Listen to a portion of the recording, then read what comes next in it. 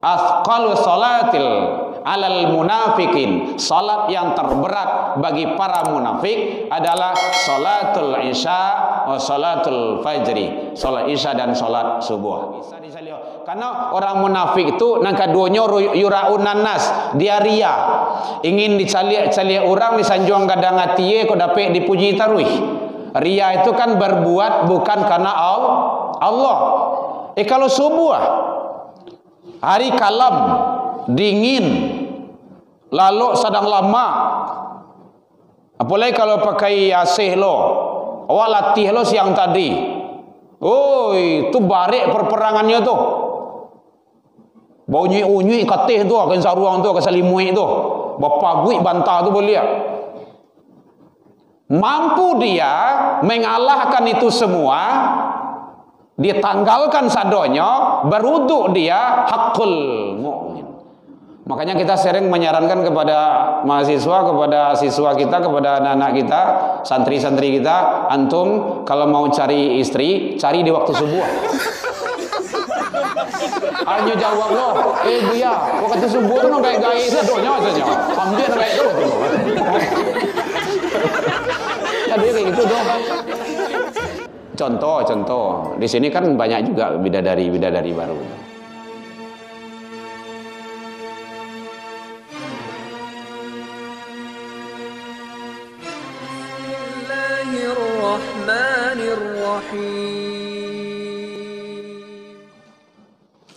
Bismillahirrahmanirrahim.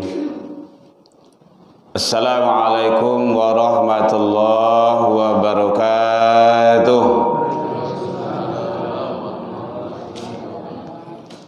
Alhamdulillahilladzi khalaqal insan fi ahsani taqwim. Asyhadu an la ilaha illallah wahdahu la syarikalah wa asyhadu anna Muhammadan abduhu wa rasuluh sallallahu alaihi wasallam la nabiyya ba'da amma ba'du. Hamdan wa syukran lillah, seluruh puji dan syukur kembali kita ucapkan kehadirat Allah Subhanahu wa taala.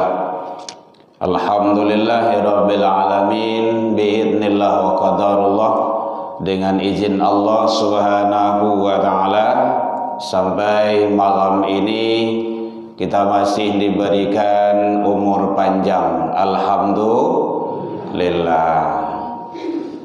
Sehingga dengan nikmat umur tersebut kita bisa hadir dalam menjalankan ibadah dan sekaligus kita duduk di majelis ilmu. Alhamdulillah kita masih diberikan oleh Allah kesehatan, insyaallah zahir dan batin. Syukran. Sehingga dengan nikmat sehat tersebut kita bisa menunaikan ibadah. Dan alhamdulillah kita diberikan masih oleh Allah waktu luang dan kesempatan. Karena banyak juga manusia yang hidup, dia sehat, tapi waktu luang tu tidak ada. Payah tarui sewa waktu untuk ke rumah saji dan ibadah. Nah, kita alhamdulillah. Dan yang lebih hebat adalah keistiqomahan hati. Karena istiqomah tu baik, Bapak Ibu, tantangannya banyak. Tiap sesuatu kita akan melaksanakan ibadah, ada saja tantangannya. Mampu tidak kita melewati itu? Mudah-mudahan kita selalu istiqomah. Karena istiqomah itu balasannya adalah surga. Innal ladzina qalu rabbunallah tsumma istaqamu. Sesungguhnya orang-orang yang menyatakan Tuhan kami ialah Allah, kemudian dia istiqomah. Istiqomah salat berjamaah, istiqomah hadir di majelis ilmu, tatanazzalu alaihimul malaika alla takhafu wa la tahdanu wa abashiru bil jannah. Jangan khawatir, jangan cameh, jangan ragu, jangan bimbang. Bergembiralah dengan janji Allah, yaitunya surga. Mudah-mudahan kita semua mendapat janji-janji Allah, yaitunya surga yang telah disiapkan oleh Allah Subhanahu wa ta'ala. Tapi nanti ya Bu ya, nanti. Salawat dan salam kepada Nabi besar Muhammad sallallahu alaihi wasallam. Allahumma sholli ala Muhammad wa ala ali Muhammad. Bapak Ibu pengurus Masjid Al-Mukarramah yang sama kita hormati, Bapak Ibu tokoh masyarakat, tokoh agama, Bapak Ibu jamaah kaum muslimin, hadirin rahimakumullah. Belum sudah ceramah dah Bu kue le tibu ayah lah dulu gua. Masya Allah. Kalau meningkek dari yang biasa kan. Mudah-mudahan kedepannya lebih dari kau lagi. Amin.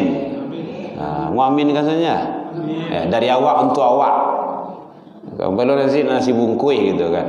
Kalau awak tutur lu salah makan malam nih. Ya snack apa salah gitu kan. Ya. Baik Bapak Ibu.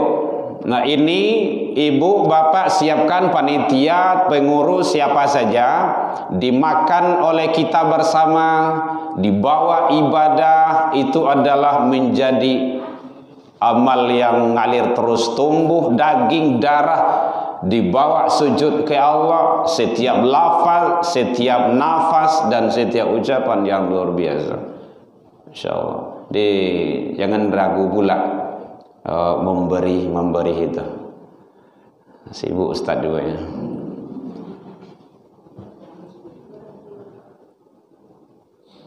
Ya Bu ya. Jangan baca bangla pengenaan enggak? Enggak. Kita enggak lama sampai Isya ya. Karena kita udah sepakat seperti itu terus. Alhamdulillah. Baik Bapak Ibu hadirin kaum muslimin rahimakumullah. Kita lanjutkan pembahasan kita. Kita membahas dalam kitab yaitunya Bulughul Maram yang ditulis oleh Ibnu Hajar Al-Asqalani.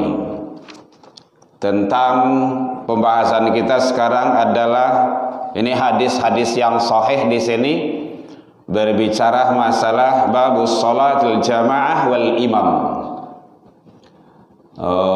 Pembahasan kita sekarang kalau ingin melihat pembahasan-pembahasan yang selanjutnya boleh dilihat di YouTube. Buka saja Masjid Al-Mukarramah daerah Irman Tanjung. Insyaallah ada. Nah, sekarang kajian kita adalah babus sholatul jamaah wal imam, tentang bab pembahasan yang berkenaan dengan sholat berjamaah dan nanti ada imam pembahasannya di dalamnya. Nah, ternyata sangat luar biasa sekali. Jadi kalau kita sudah sholat, maka sholat yang utama itu adalah sholat berjamaah. Fahami itu dulu. Jadi jangan sampai jamaah kita tinggalkan kalau kita mendengar panggilan azan. Kalau tak mendengar panggilan azan, kita dalam perjalanan musafir, sementara kita sudah berada dalam waktu sholat itu sendiri, maka tunaikan jamaah kalau kita lebih dari satu orang.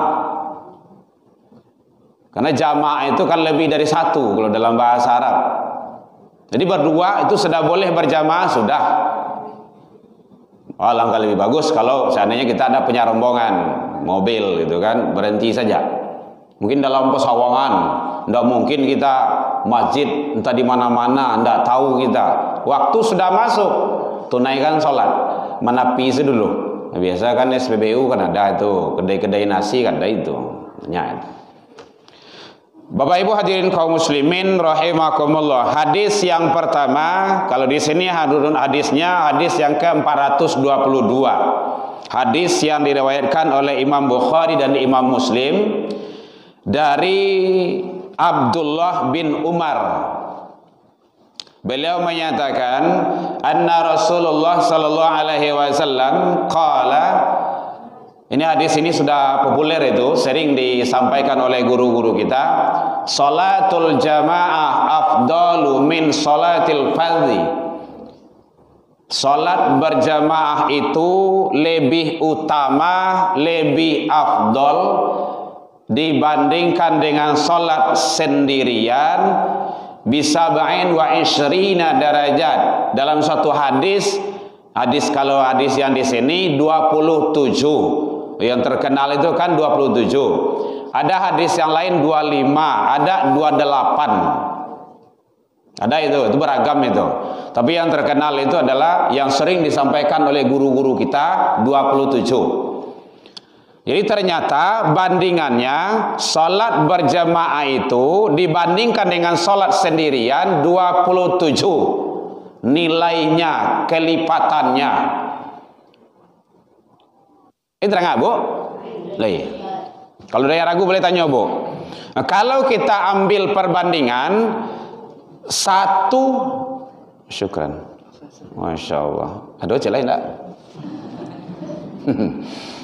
Kau gak balabi banyak kau. Namun teori kemari kau. Teori itu tak ada wirid nak. Baik, Bapak Ibu, kita konsen lagi. Perbandingannya, satu kali kita sholat di rumah, sholat maghrib, itu sama, satu kali kita sholat maghrib di masjid, itu sama dengan 27 kali sholat di rumah. Itu bandingannya tuh. Kalau 27 itu kan hampir sebulan lah itu. Berarti kalau 27 hari. Karena sholat maghrib itu kan sekali sehari. Iya Bu? Ada 2 kali sehari maghrib kau? Enggak. Jadi itu kejar. Makanya kata Rasul afdol, lebih utama. Maka rugi sangat lah wak. Rumah dakik di rumah saji, tetapi kita tidak datang ke masjid. Dan itu pertanggungjawabannya nanti berat itu. Bang kok gitu? Contoh, ada seorang sahabat di zaman Rasul, ya Rasulullah, saya sudah tua, buta, dan tidak ada yang memapah, namanya itu, membimbing. Nah, kalau di kampung kamu memapah namanya itu, menggotong, membimbing ke rumah saji itu. Apakah para luju solat ke masjid ya Rasul? Apa kata Nabi? Entah sami'atu nida, apakah engkau mendengar azan?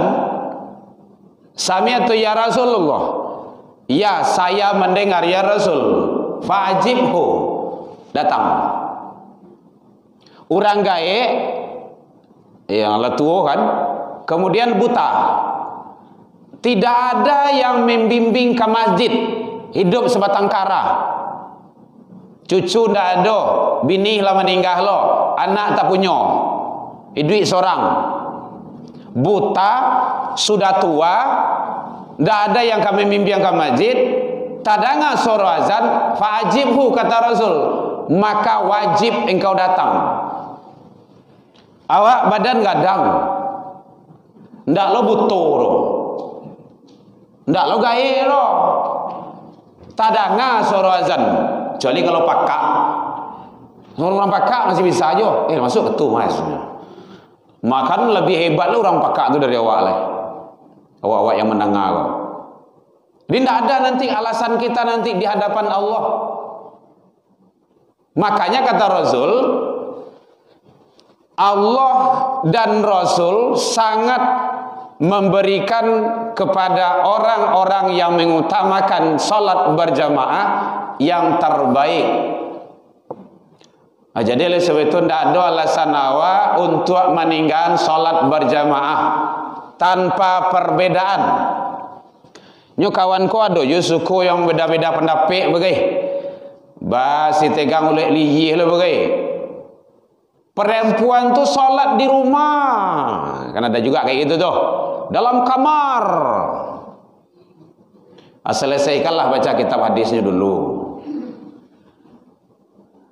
Kan begitu saja.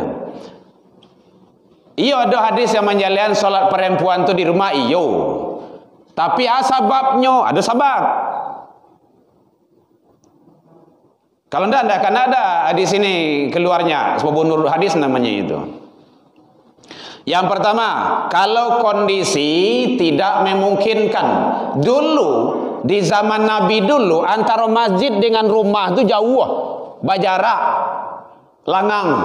Kalau kau kan ramai kau, rapi rumah kau. Ikut langang. Tahu, salah di zaman Nabi, bapak ibu yang sudah haji dan umrah mungkin tahu padang pasir. Kalau kini ladul listrik, dulu madul listrik. Dan orang-orang Quraisy, orang-orang kafir suka mengganggu perempuan. Asal nampak lewat, juga dua, nyepolo-oloan, malahan telanjangi bagi. Di rumah kata Rasul. Daman tuh. Yang kedua, kalau dia punya suami, suaminya sakit, merawat suami itu wajib. Suami dulu. Jadi kalau suami sedang sakit, ibu-ibu, Pak, apa yang kamu saji? Senyum. Setan saja leh tu orang mengicik tu, aja kecilnya tu, anda usah kamu saji. Di rumah salah. Kemudian termasuk perempuan kalau ada wanita itu terlalu cantik berlebihan, rancak mana, tapi tidak mati kerancaan doh, rancak mana, patah lu liyih laki-laki mencari itu, oh siapa tu, bini siapa tu, anak siapa tu, fitnah timbul dosa di rumah saja. Jadi ada hadis, kalau istrimu, wanita-wanitamu ingin sholat ke masjid, jangan dilarang. Jadi ada indikasinya sholat perempuan itu di rumah dalam kamar iya, tapi kapan? Ini kalau enggak ibu kekurangan tarawih. Batu sholat berjamaah itu afdol, lebih utama. Kalau di rumah itu sholat sorang-sorang saya. Itulah ya leda. Dalil Al-Quran, aqimus sholah, bukan aqimis sholah. Kalau aqimis sholah sorang-sorang, aqimus sholah, fi'il amar, perintah, dirikan sholat, bukan laksanakan sholat itu, dirikan sholat. Wa atuz zakah, tunaikan zakat. 2, warka'u ma'raki'in. 3, rukuklah kamu bersama orang-orang yang rukuk. Orang yang rukuk bersama itu di mana? Di masjid, di musola, atau dilanggar tempat-tempat rumah ibadah lain. Jadi perlu bagi awak tu. Jadi awak kondisi aman, tarang loh, tidak ada yang mengganggu. Dan awak lah bau muah loh. Apalagi kalau awak lah pensiun kau bapak ibu, awak lah gaek-gaek kau. Kau masa ji lah, jadi rumah juga. Awak lah gaek-gaek. Karena kalau sudah berumur itu, tidak ada lagi yang akan menghalangi kita datang ke masjid. Tidak ada. Jadi penting bagi kita tentang salat berjamaah. Ini hadisnya sahih, mutafakun alaih itu kesepakatan ijma' para ulama, sahih Bukhari dan Muslim. Hadisnya sering disampaikan oleh guru-guru kita itu. Tergantung kita nanti pengamalannya lagi. Kalau awak lah tahu, diamalkan. Kalau tak ada ngasur azan, datang.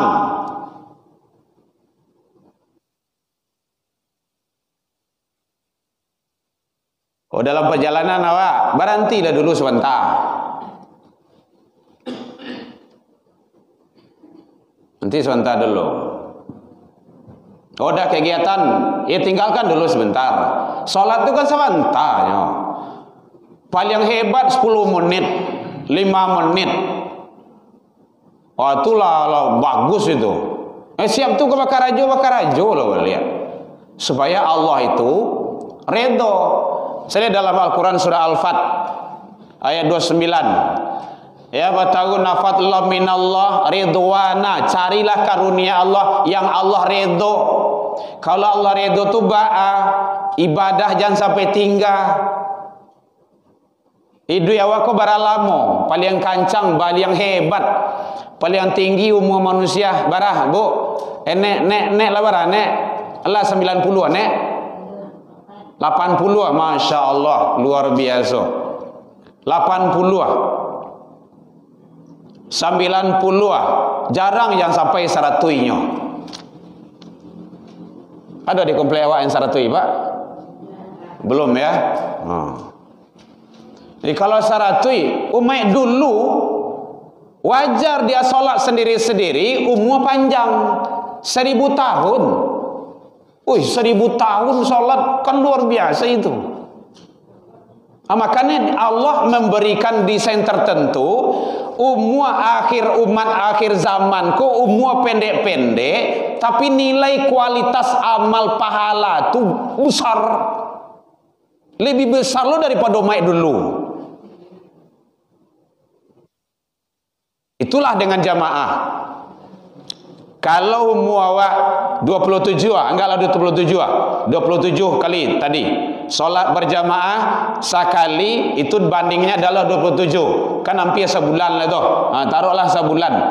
Kalau sebulan solat jamaah saya awak 60 tahun. Kan luar biasa tu. Melebihi umur umat-umat terdahulu, nilai kualitas amalnya. Jadi itu maha besarnya Allah. Umur pendek, nilai ibadah itu di sisi Allah sangat luar biasa. Itu yang awak sia-siakan, kan rugi awak tuh. Tapi bapak-bapak, ibu-ibu di sini alhamdulillah. Yang belum, jadi yang belum yang mendengar mic ini ke rumah masing-masing. Kalau lay tadanga suara azan, datanglah ke rumah saja. Kalau ndak, alasan besok sorang-sorang awak. Dan awak pasti dihisap, pasti ditanya. Ndak ada ceritanya. La tazalu maqadama abdi yaumal qiyamah, ndak akan bergerak kaki seseorang hamba, telapak kaki awak kau ndak menggari besok doa. Belum menggari doa hatta yus'al, sebelum menyelesaikan beberapa persoalan, di antaranya umur an umrihi. Kalau umur awak sia-siakan kan rugi awak tu. Umur pendek amal ndak lu aduh doh. Kan rugi sangat awak tu. Itulah dengan rajin kita setidaknya memelihara ibadah berjamaah. Usahakan jamaah 5 waktu.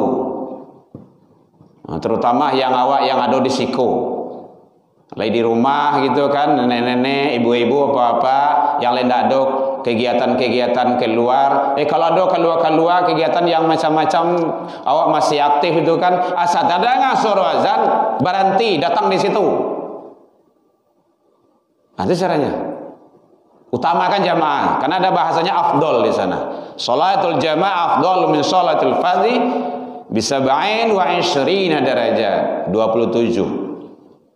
Kalau hadis yang lain ada 25 ini. Bapak Ibu hadirin kaum muslimin, ada yang bertanya, Bu? Boleh. Jadi itu satu hadis yang menjelaskan, hadis yang ke-422 yang diriwayatkan oleh Imam Bukhari dan Imam Muslim. Maka utamakan salat berjamaah, jangan sampai tinggal. Terutama awak yang lay di rumah, yang pensiun ko, bomuh ko, yang gaek-gaek ko. Kau dapat nanya siap maghrib tu sampai isya. Kalau ndak ada kajian awak siko hari-hari biasa, ndak usah pulang. Awak beko kamari juga. Beko kalau kamari, kalau pulang kau nyado. Sebab kau yang alang di rumah tu, anak lah, cucu lah, iko lah, itulah bagolek-golek sebentar lalu selesai. Gitu. Udah sambui saya berku isya di masjid saya dulu. Oh, mangawat di masjid buya, banyak yang bisa wa karajuan. Baca Al-Quran bisa. Lapane baca Al-Quran, zikir bisa. Lah bisa panek zikir, salat sunnah bisa. Salat sunnah wabin itu kan 6 rakaat menjelang isya kan bisa tuh. Dan salat-salat yang lainnya. Lepane itu, danga suruh kawan baca Al-Quran, danga dewa, mandanga bacaan Al-Quran kita dapat rahmat. Wa idza quri'a Al-Quran fastami'u lahu wa ansitu. Kalau ada orang baca Al-Quran, dengarkan, diam, la'allakum turhamun. Allah berikan rahmat. Oh, kan hebat tuh. Mandanga baca Al-Quran saja Allah berikan rahmat. Apalagi kamu baca. Kan luar biasa. Atau kalau ada mungkin ada kebiasaan awat tadarusan gitu kan, berganti-gantian. Ibuku baca, yang lain menyimak. Itu lebih bagus. Alhamdulillah, lanjuan itu. Jangan sampai diputuyan. Kalau nanti ada target-target tertentu, khataman, kan luar biasa. Satu huruf yang kita baca luar biasa. Allah berikan balasannya. Mangkara min kitabillah, siapa yang membaca dari kitab Allah bikulli, ada kulli di sana, kulli kullu, dari tiap-tiap harfun, huruf, dari tiap-tiap huruf.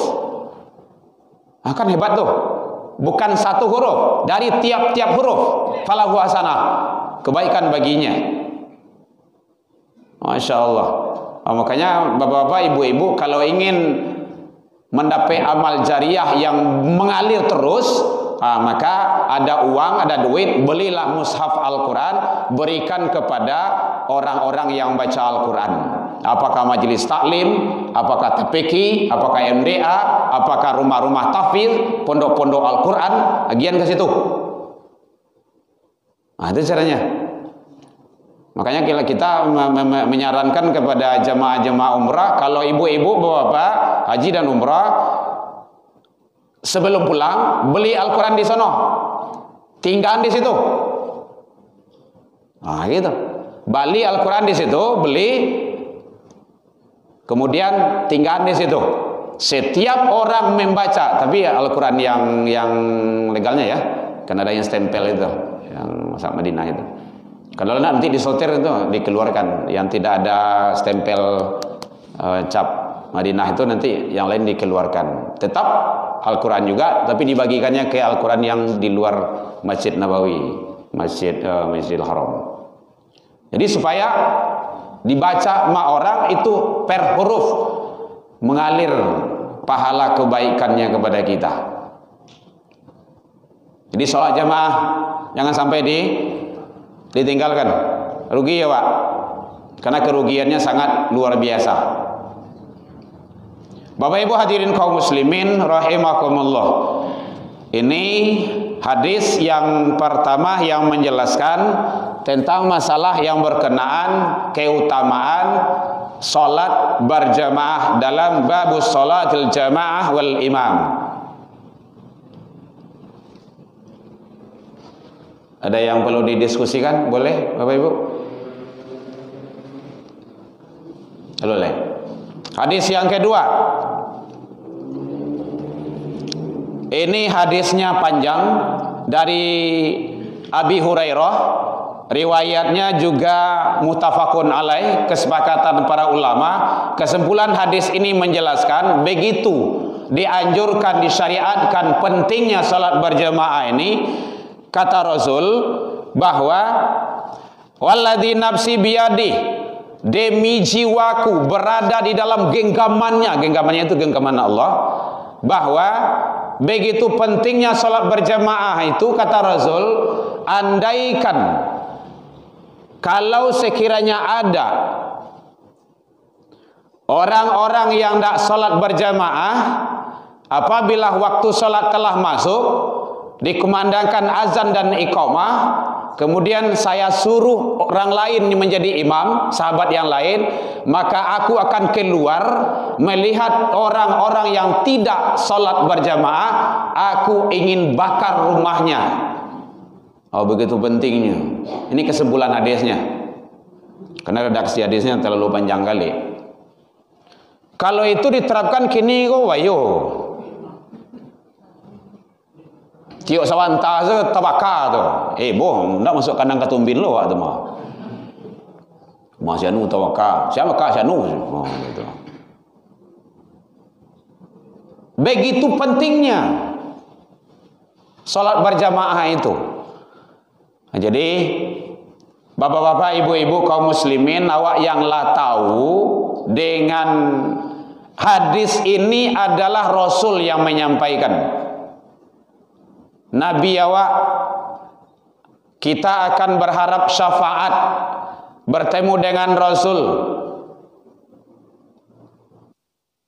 Kalau tidak ada harapan kita hidup. Allah menyatakan langit dan bumi ini diciptakan oleh Allah karena Muhammad. Itu dalam Maulid biasanya dibuka itu. Laula, bukanlah jikalau bukanlah karena engkau ya Muhammad, aku tidak akan ciptakan langit dan bumi beserta isinya. Yang kedua, ya Muhammad, namaku tidak akan disebut oleh hambaku kalau namamu tidak terbawa ya Muhammad. Di mana tuh Pak? Dalam syahadat.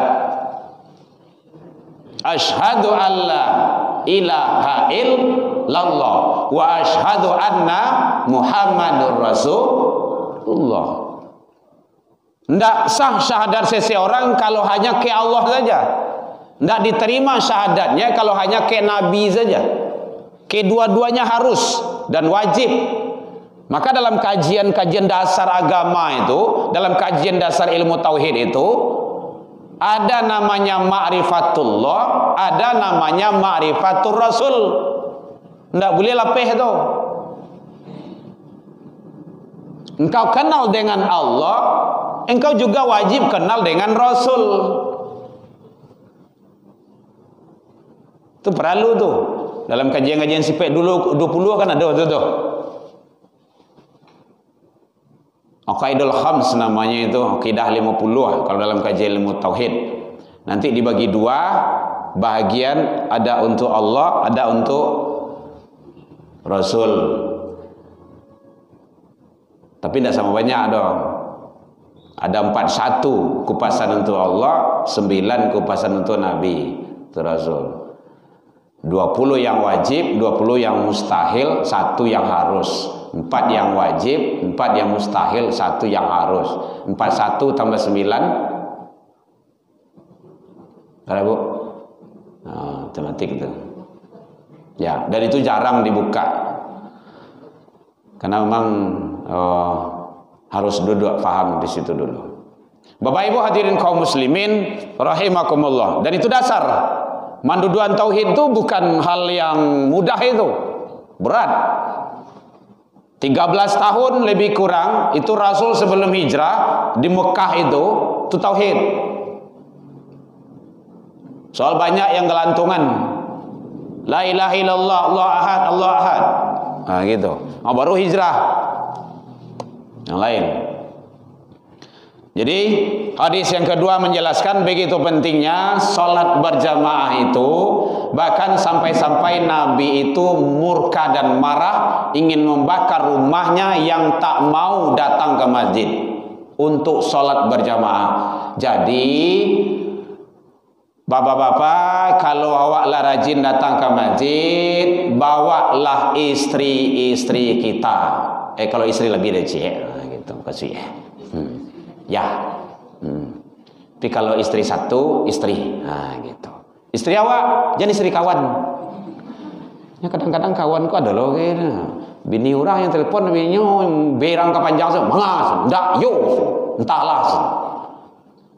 Mengecek, dari kawan di kantor, oh iya, sebentar ya, besok ya entah, kacau. Nah boleh, karena Rasulullah itu adalah yang terbaik kepada istri-istri beliau, karena istri beliau lebih satu, istri. Nah, itu. Bu, le do je le bu, le boleh poligami bu. Alhamdulillah, lagi kesibuknya. Ya, karena ibu mengamini Al-Quran gitu. Dalam Al-Quran memang boleh kok. Gitu kan. Tapi untuk laki-laki jangan senang dulu. Bila Nabi itu poligami, saat istri tua sudah meninggal. Lah mati bini dulu baru. Kok bini selai. Kok bini gadang selai. Aduh jo habis hendak seorang tu dong. Tak bini tu selai. Ya, maaf ya teman-teman yang hobi poligami. Antum bertanggung jawab. Bapak Ibu hadirin kaum muslimin rahimakumullah. Ada unex yang akan didiskusikan? Kalau tidak, ini tantangan bagi kita. Hadis yang ketiga, hadis yang ke-426 dijelaskan bahwa Rasul menyampaikan athqalus salati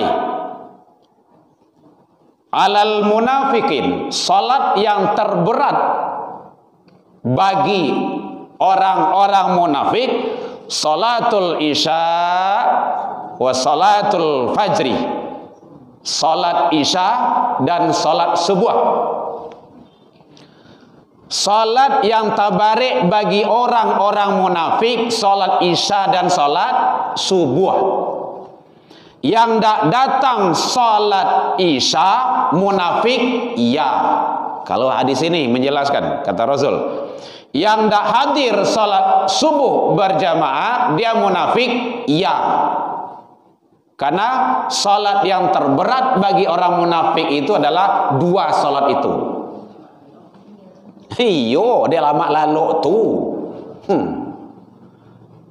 Bagaimana kok gitu? Barik bagi orang munafik. An-Nisa 1-2 jawabannya. Innal munafiqina yukhadi'una Allah wa huwa khadi'uhum.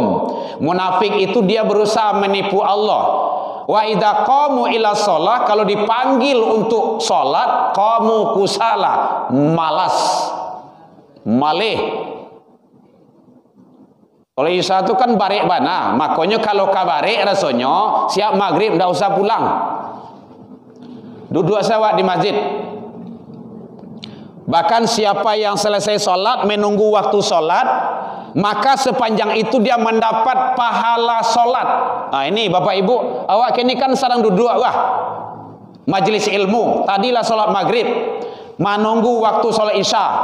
Bapak Ibu kita semua mendapat pahala sholat, walaupun kita tidak rukuk, duduk dan sujud.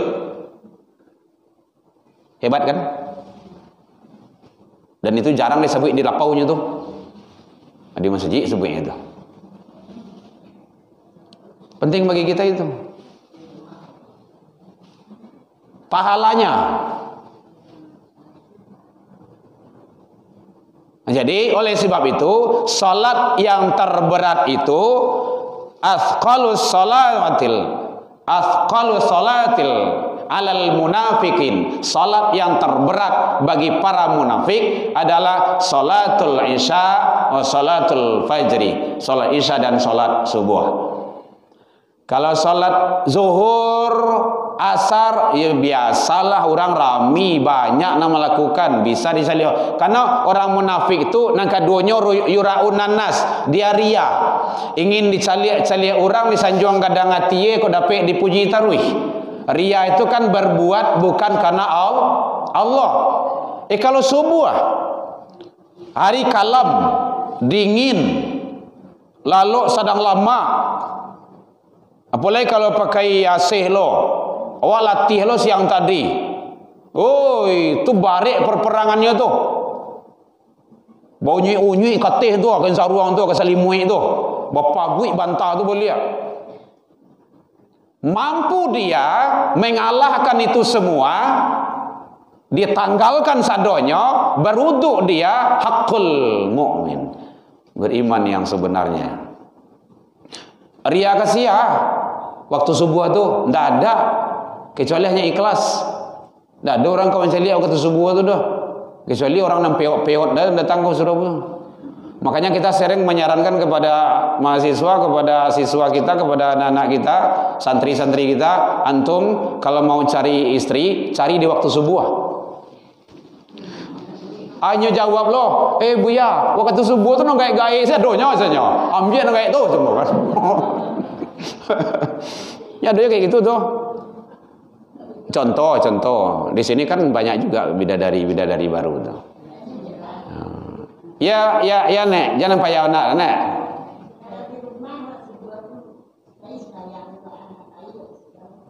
Kalau di rumah, nala lewat biarlah nek nang kada datang selai. Kalian tidak jauh dari masjid nek. Dah kayaknya. Bahkan semakin jauh dari masjid, nilainya semakin bagus, semakin hebat di sisi Allah.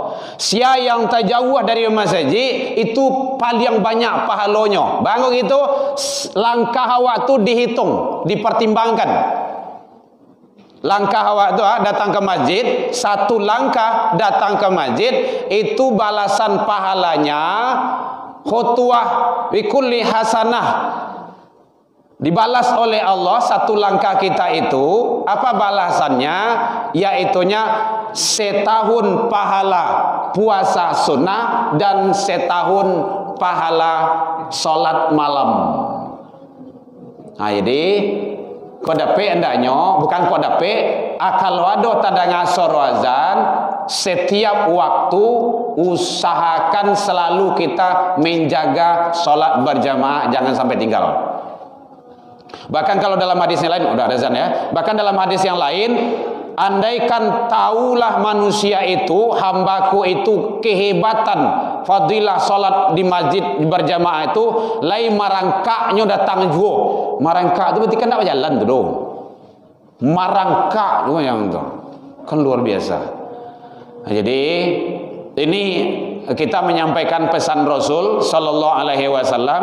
Sudah 3 hadis kita kupas dalam kitab Bulughul Maram ini. Kalau ingin melihat nanti lihat pada babus salatil jamaah wal imam, tentang bab salat berjamaah dan imam. Nah, jadi karena Rasulullah itu selalu berjamaah. Dah enak ya.